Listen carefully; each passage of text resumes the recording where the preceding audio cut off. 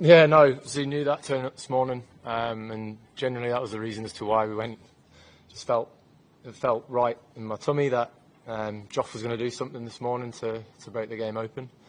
Yeah, your gut feel doesn't always work, but those 2 wickets he got this morning, obviously swung the game massively in our favour. Obviously you're knackered, but can you tell us how it feels to go deep 3 times in a row to the last session of a test match and be sitting here 2-1 up? Don't know. Bowl 45 overs in a test match and win. That's probably the best comparison I could do. Yeah, pretty cooked. Obviously, big day today, but I thought the game was on the line, and yeah, there's not many things that can't get you. Sorry, bowling to win a test match for your country on day 5. However you wake up in the morning, if that doesn't get you going, or get you up for going out there and putting in for your team, then I don't know what will. And can you tell us about the chat at tea? Obviously, Bash had been off the field. He'd barely played a part in the game for a couple of days. He wasn't out there doing all those hard yards. What was the chat between you working out if he was ready to step into the game and win it? Yeah, every time I look round at the bench and ask for a drink, I just see Bash's little head peeking through there, like ready to go. We were obviously told by the match officials that he could stay off the field when he wasn't bowling, but if he was bowling, he had to stay out there. And look, we obviously threw a lot at their batting line-up today with seam. So yeah, just breaking that sort of flow of the game up with spin every now and again was obviously something I was going to go to, and yeah, starting off the session with Joff and spin was briefly spoken about. We all thought it was a good option, and yeah, it was great that Bash was able to get that last wicket with what he had to deal with this week. Sky Sports, did you go ahead? No problem. What did you think of the tensions between the 2 teams? And did you think at any point that it crossed the line or not? No, I think in big series like this, there's always going to be a time and a moment where the 2 teams were going to clash. But I'm all for it. I don't think it really stepped over the line. Look, I think at the end of it, if you think about it, there's 22 people out there playing for their country.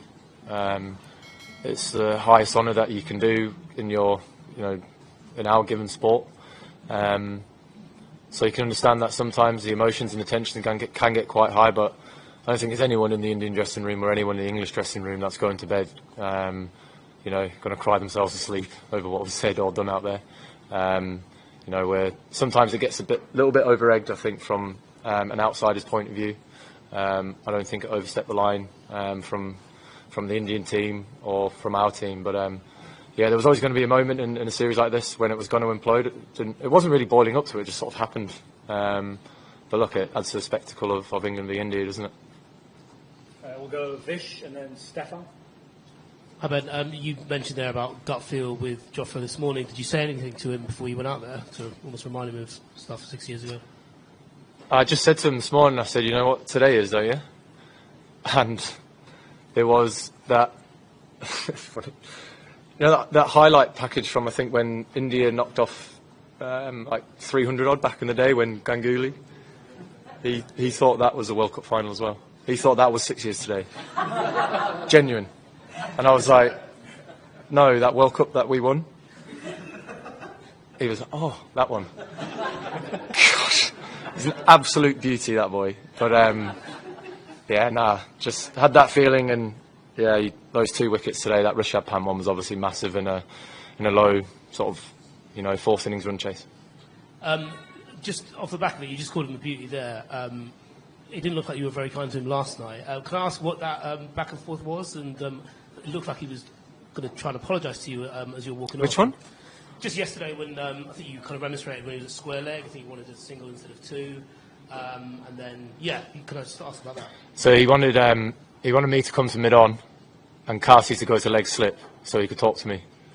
But I didn't trust Kasi at leg slip, to be honest. Yeah.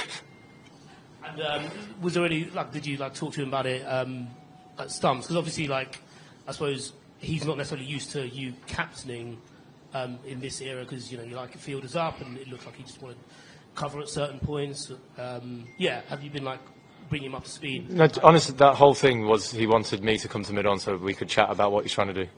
Yeah. It's quite sweet, that. Yeah. Stefan, Chris, yeah? A couple of years ago, there was obviously the Ashes test with the Johnny stumping. You guys seemed to feed off that when you got back into the series. The tension between the sides in this game, did it give you guys an extra edge? You seemed really up for it after what happened on Saturday night. I don't think so. I think sometimes it just brings out, another side of a team. Obviously, when you're watching your two opening batters go out there for an over and you're seeing 11 guys all come at your two-year opposition, I think that's going to bring out another side. And yeah, as I said before, it just sort of brought out a bit of tension from both teams. It's great to watch. But yeah, when we came in last night after taking that last wicket, that long room was absolutely raucous. Generally think it was louder when we walked back in after that Ashes incident. But that was more cheers and excitement last night as opposed to the boos coming out when the Australia game was here. And how bad is Bash? Are we likely to see him again in this series? Yeah, it's not good news for Bash. Very disappointing for us as a team and for him. Big shame, but I think the courage that he showed to go out there and bat at the end for us, and willing to sit there on the bench waiting for his moment to come on and bowl. I think just proves how much it means to everyone who gets the opportunity to put the shirt on. That not even a couple of breaks is going to stop anyone getting out there. Chris, Adam, and then two on this side here, please. Go ahead. Ben, there's been quite a few special moments for this team over the past 3 years or so, but I just wondered, does this win rank as one of your most satisfying as captain? I don't know. I think for me, winning on day 5 by 22 runs like we did is probably one of the most subdued celebrations I've ever been on for an England win.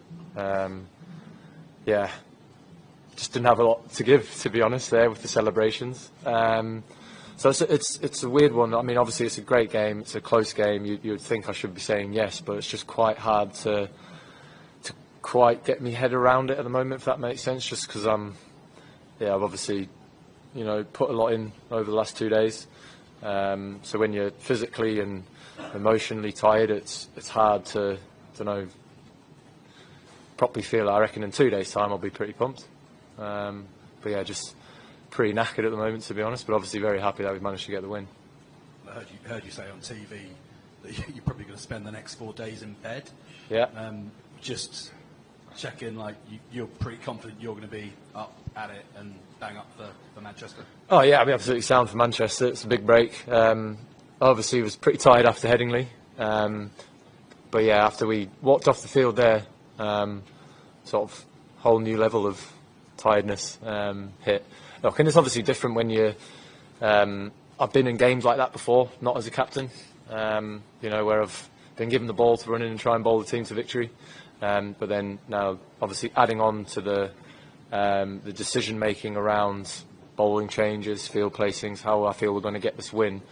Obviously there's the physical element of bowling in the 4th innings, but then it shouldn't be underestimated how the emotional and mental tiredness does also get you as well. Adam, and then we'll finish with 2 here, and then we're done. Thank you. Hi Ben, you've obviously shown massive belief in Bash, and he's had a tough series, a tough week. How nice was that just for his confidence, and assuming obviously we're not going to see him again for the rest of the series, is a good way to finish? I don't think it's confidence is anything to worry about with Bash. He's very confident with his abilities, he's very confident, comfortable within this team. But look, I think what an amazing feeling for him to be able to take that wicket there, and obviously with his hand in the state that it's in, amazing. Very proud of the way that he went about the rest of the week after having to come off the field. I think there would be a lot of people who might not necessarily have been brave enough to go out there and face, Bumrah, and then also put himself up for, wanting to get out there and bowl and help his team. Last two here. Ben, just want to ask that how much bowler Ben Stokes listened to Captain Ben Stokes when he was, delivering the 7 overs in a trot, 8 overs in a trot. They kept showing us Brendan McCullum's face. He was just trying to send some messages through, Team Saudi. So, they were always showing this. So, is there a communication between the Captain Ben Stokes and bowler Ben Stokes when you were, continuously coming up with spells after spells? You're trying to say we've got a little man on my shoulder or something? No, I think, look, obviously yesterday, it came down but there was more cricket to be played. Today there wasn't. Game was on the line, and that obviously is a completely different element and aspect to what it was last night. Obviously put a big shift in yesterday,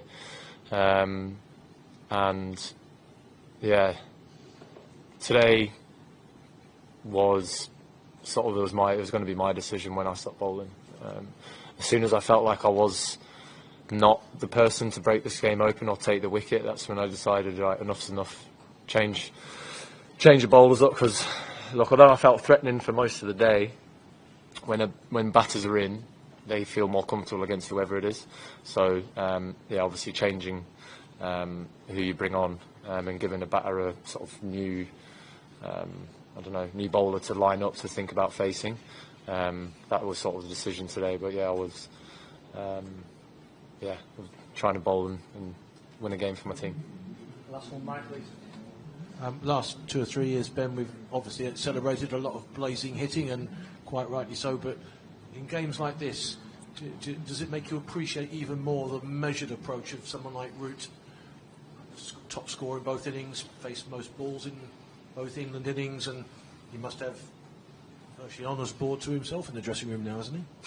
He should do, definitely. That's his 9th, is it, or 800? 8th? Yeah, he seems to be doing the first man to do this a lot for England at the moment. It's amazing to be in a dressing room with greatness. We've known each other since we were like 12, 13 years old, so to be still playing for England together is pretty amazing. He's still the same old Joe Root that he was back in the day. And look, I think the way in which this whole game played out, scoring freely was very, very tough. It wasn't a wicket that you felt like you could actually get huge value for your shots. So it was about, biding your time and just,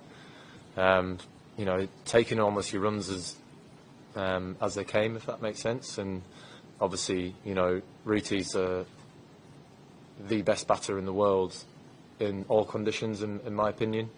He read the situation very, very well, as did, I thought, Ollie Pope as well. It was very clear that it wasn't going to be one of those wickets where you could, play those big drives on the up or get out of the ball because of how slow it was. And obviously when the ball went a little bit softer, it became even harder. But then when it came to batting in the third innings, it was a completely different game with that new ball.